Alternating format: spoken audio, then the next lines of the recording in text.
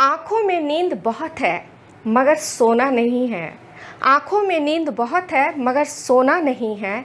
यही वक्त है कुछ करने का मेरे दोस्त, इसे खोना नहीं है।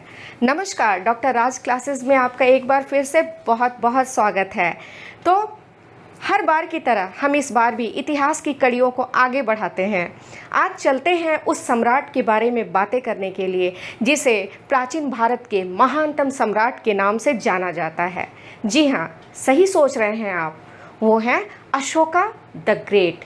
एक ऐसा शासक, एक ऐसा सम्राट जिसके बारे में ना जाने कितनी ही किंवदंतियाँ, कितनी ही कपोल कल्पित बातें, कितने ही फैक्ट दुनिया भर में बिखरे पड़े हुए हैं, जिसका मुकाबला आज भी दुनिया के किसी भी सम्राट में करने की क्षमता नहीं है। अशोक ने इस विश्व को जो दिया, इस दुनिया को जो दिया, वो एक अतुलनीय उदाहरण है जिसके संबंध में हम सिर्फ कह सकते हैं कि अशोक वास्तव में बहुत ही महान थे। तो आइए आज मौर्य साम्राज्य के इसी महान सम्राट के बारे में हम जानने का प्रयास करते हैं। अशोक को महान क्यों कहते हैं और कौन सी ऐसी बातें हैं जो अशोक को महान बनाती हैं, कौन सी ऐसी बातें हैं जो इनके जीवन को रहस्यमयी बना देती हैं, जो काल्पनिक बता देती हैं। तो इसके लिए हम बहुत सारे स्रोतों का सहारा भी लेंगे। तो शुरुआत करते हैं। देखिए, हम पढ़ रहे थे कि मौर्य साम्राज्य जो है उसकी शुरुआत चंद्रगुप्त मौर्य ने की। चंद्रगुप्त मौर्य के बाद राज सिंहासन जो है वो बिंदुसार अमित्रघात के हाथों में चला जाता है। साहित्यिक साक्ष्य बताते हैं कि 272 ईसा पूर्व में, कुछ साहित्यिक स्रोत बताते हैं कि 270 ईसा पूर्व में भी, मतलब थोड़ा बहुत साल 2 साल का फ़र्क जो है वो है। तो साहित्यिक स्रोतों के अनुसार 270-272 ईसा पूर्व के आसपास में बिंदुसार अमित्रघात की मृत्यु हो जाती है और राज सिंहासन उनके पुत्र अशोक के हाथों में चला जाता है। अशोक, ऐसा कहा जाता है कि बिंदुसार अमित्रघात की 16 रानियां थीं और उनके 101 पुत्र थे। इन्हीं 101 पुत्रों में अशोक जो थे वो सबसे ज़्यादा महान, प्रतापी और आगे चल कर के विश्वविख्यात भी हो गए। तो ऐसे अशोक के प्रारंभिक जीवन के बारे में जानना बहुत ही ज़रूरी हो जाता है। साथ ही साथ इतिहास के दृष्टिकोण से ये बहुत इम्पॉर्टेंट टॉपिक तो है ही है।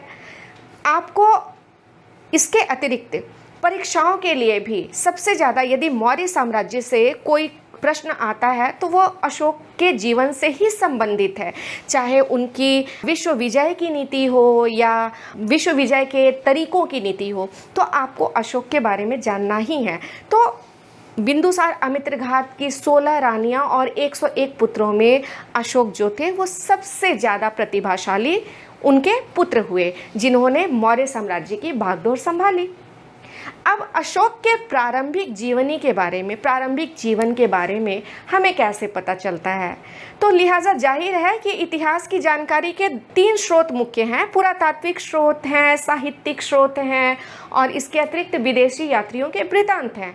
तो अशोक के जीवन की जानकारी भी हमें, याद रखिएगा, हमें पुरातात्विक स्रोतों से अधिक साहित्यिक स्रोतों से मिलती है। अशोक के जितने भी अभिलेख हैं, जहाँ भी पाए गए हैं, वहाँ अशोक के विश्व विजय के संदर्भ में ज़्यादातर बातें हैं, उनके प्रारंभिक जीवन की जानकारी मिल सके, ऐसे अभिलेख बहुत कम हैं। लिहाजा हमें साहित्यिक स्रोतों पर निर्भर हो जाना पड़ता है और बहुत दफ़ा विदेशी यात्रियों ने जो वृत्तांत में अशोक के संदर्भ में बताया है उस पर भी हमें निर्भर होना पड़ता है। तो कौन कौन से ऐसे साहित्यिक स्रोत हैं जो अशोक के जीवन पर प्रकाश डालते हैं? तो बहुत सारे हैं, जैसे कि कलहन की राजतरंगिणी जो है वो भी अशोक के जीवन पर प्रकाश डालती है। सबसे ज़्यादा जिन साहित्यिक स्रोतों का इतिहासकारों ने उपयोग किया है वह है बौद्ध ग्रंथ। दीपवंश है, महावंश है, दिव्यावदान है, अशोकावदान है, जिसमें अशोक के प्रारंभिक जीवन के संदर्भ में बहुत सारी जानकारियाँ हमें प्राप्त होती हैं।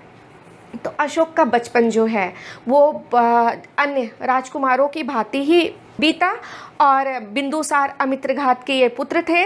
इनकी माता के नाम के संबंध में इतिहासकारों में मतभेद है। जैसे कहीं कहीं इनकी माता का नाम जनपद कल्याणी मिलता है, कहीं इनकी माता का नाम धर्मा मिलता है, कहीं इनकी माता का नाम सुभद्रांगी मिलता है।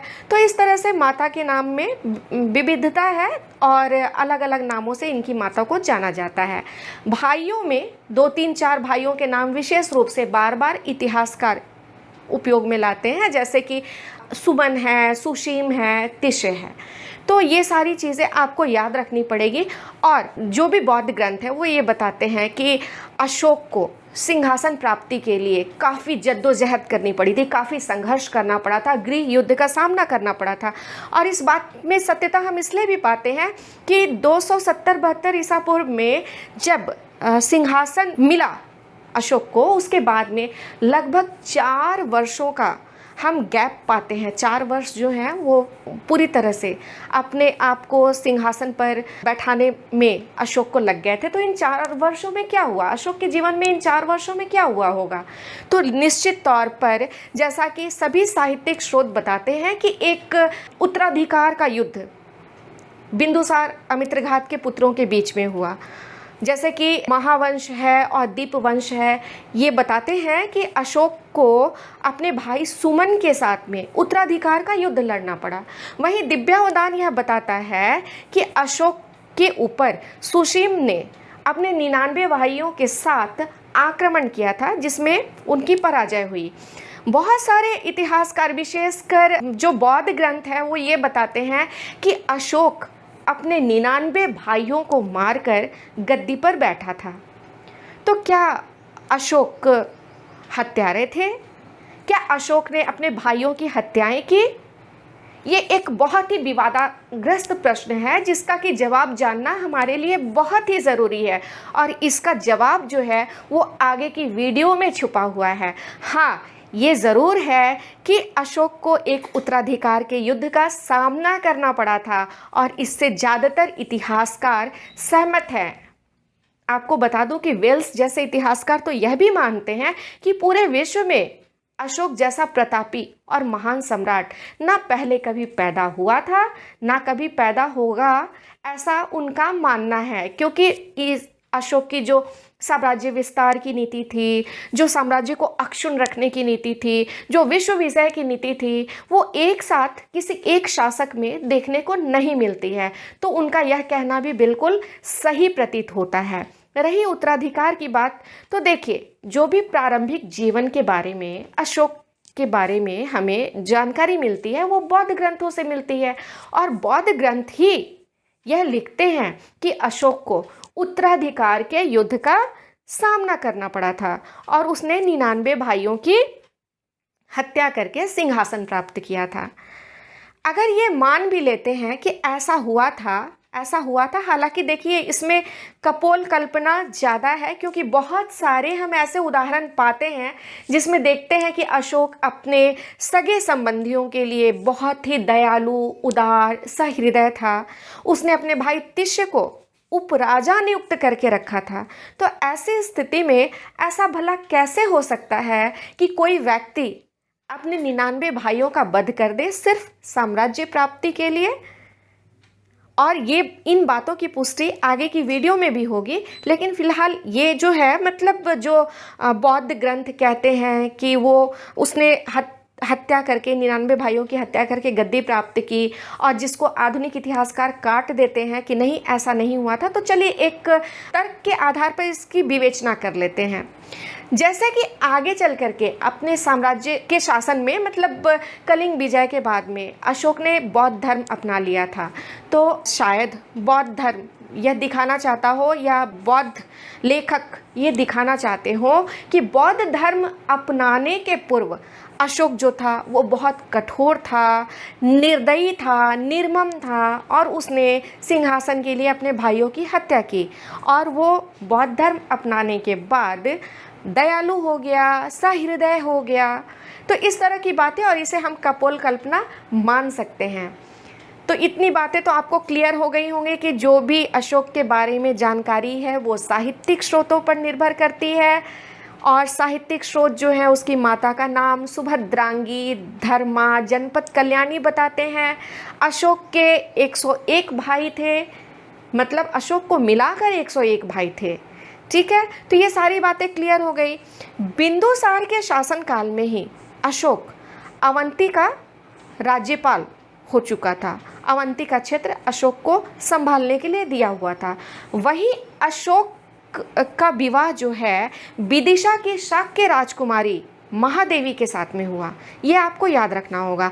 अवंती का जब अशोक राज्यपाल था उसी वक्त में विदिशा राजकुमारी शाक्य कुलीन महादेवी के साथ में अशोक का विवाह संपन्न हुआ, जिससे उत्पन्न पुत्र महेंद्र और पुत्री संघमित्रा ने बौद्ध धर्म के प्रचार प्रसार में महत्वपूर्ण भूमिका का निर्वाह किया। हम आगे चल के देखेंगे कि विदेशों तक संघमित्रा और महेंद्र गए और बौद्ध धर्म को फैलाने का प्रयास किया।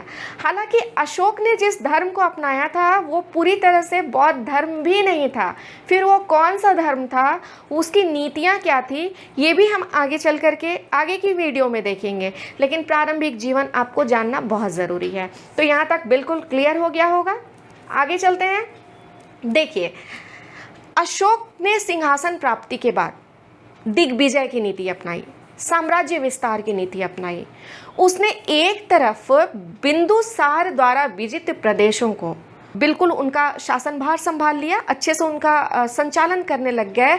वहीं उसने जो अन्य प्रदेश जिन्हें कि बिंदुसार द्वारा विजित नहीं किया गया था, ऐसे प्रदेशों को पुनः मौर्य साम्राज्य में मिलाने का प्रयास किया। जैसे कश्मीर के बारे में कलहन की राजतरंगिणी बताती है कि अशोक ने कश्मीर को जीता।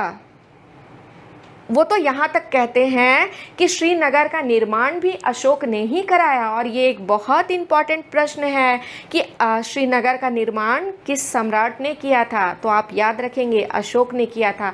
कश्मीर में बहुत सारे चैत्य हैं, स्तूप हैं जो कि अशोक की कहानी कहते हैं। तो कश्मीर पर उसने अधिकार कर लिया।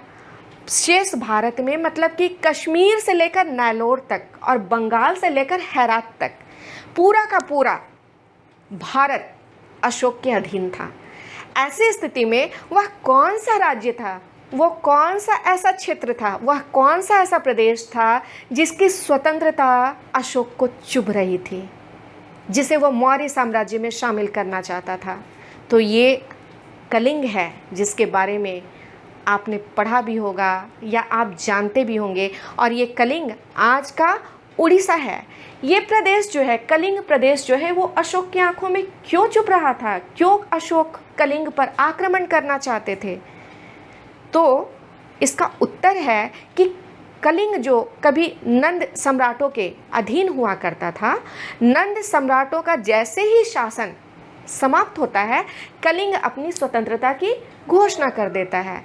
ऐसे स्थिति में इतने वर्षों से कलिंग जो है वो अपना स्वतंत्र राज्य वहाँ स्थापित था, स्वतंत्र राज्य की भांति वह कार्य कर रहा था।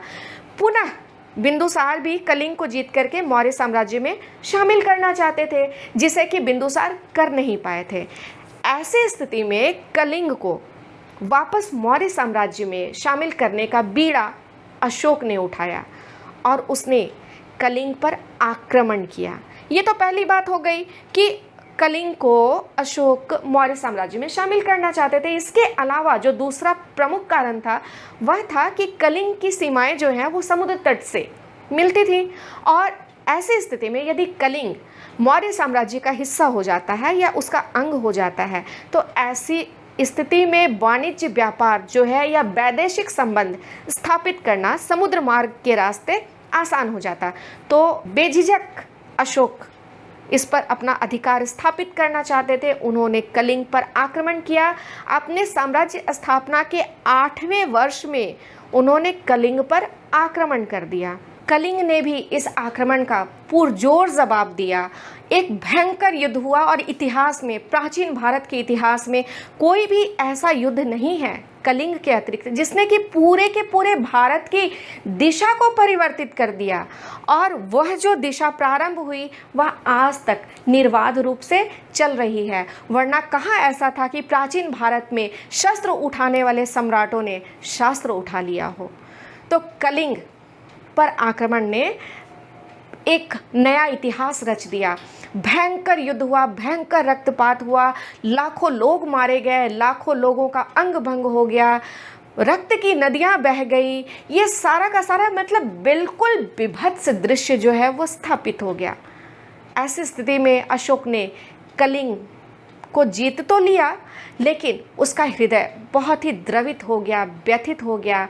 और अपने 13वें शिलालेख में अशोक इस बात का उल्लेख करते हैं कि यह भयंकर रक्तपात उनके हृदय को व्यथित कर रहा है। यह भयंकर रक्तपात जो है उन्हें जीवन से मोह भंग करने की प्रवृत्ति की ओर अग्रसर कर रहा है।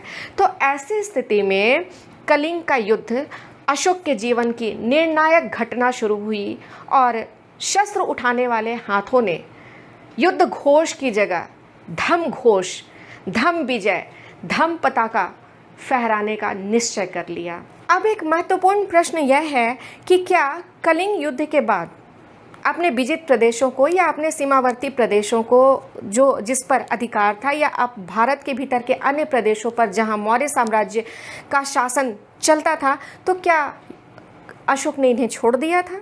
तो इसका जवाब है नहीं। सिर्फ और सिर्फ उन प्रदेशों को नहीं जीतने का संकल्प लिया गया जो कि जीते हुए नहीं थे, यानी कि जो स्वतंत्र राज्य थे उन्हें नहीं जीतने का संकल्प लिया गया।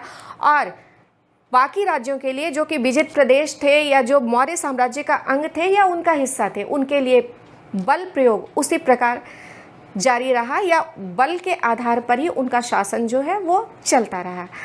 तो इस तरह से हम देखते हैं कि कलिंग युद्ध भारतीय इतिहास में एक युगांतकारी घटना थी, जिसने शस्त्र की जगह शास्त्र को, रण की जगह धम को प्रमुखता दी। हाँ, जहाँ युद्ध घोष हुआ करते थे वैसी स्थिति में एक शांति व्यवस्था भारत में स्थापित होने लगी। इस शांति व्यवस्था के बहुत सारे दूरगामी परिणाम हुए। उस समय में अशोक के हृदय परिवर्तन ने जहाँ उनके शस्त्र त्याग को प्रमुखता दी, वहीं एक सैनिक दुर्बलता के युग का आरंभ होता है। शायद यही वह घटना थी जिसने प्राचीन भारतीय इतिहास के क्षेत्र में और इसके गौरव में शांति को एक प्रमुख स्थान दिया। एक भारत जो है इस विश्व शांति के रास्ते पर आगे बढ़ चला। भारत जो है वो विश्व शांति के रास्ते पर आगे बढ़ चला और विश्व विजय की पताका जो है वो धर्म के क्षेत्र में फहराने लग गई।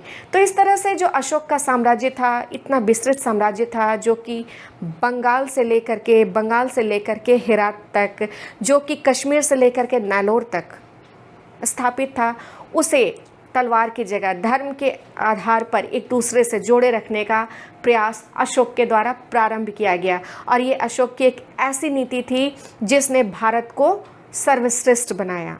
हालांकि सैनिक दुर्बलता भी शामिल हो गई थी, लेकिन फिर भी उसने जो धर्म का जो प्रचार प्रसार किया, जिसने आज भी भारत की सभ्यता और संस्कृति को पूरे विश्व में अग्रणी रखा है।